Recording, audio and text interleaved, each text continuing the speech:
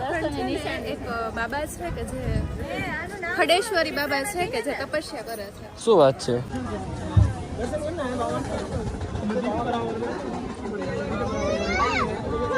પહેરાવ.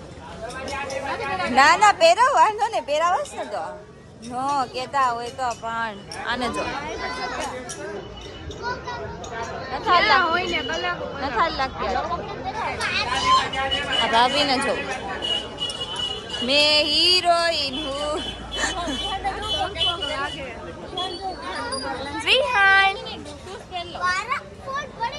તો ભાઈ ઓમકારેશ્વર જતા હતા એટલે કદાચ 4 થી 5 કલાક જેવું થશે, કેમ કે અહીંથી ઓમકારેશ્વર 150 કિલોમીટર અને રસ્તો થોડોક એવો હોય ને એના હિસાબે ઘણાને પૂછ્યું મેં, એટલે બધાએ કીધું 4-5 કલાક જેવું થશે.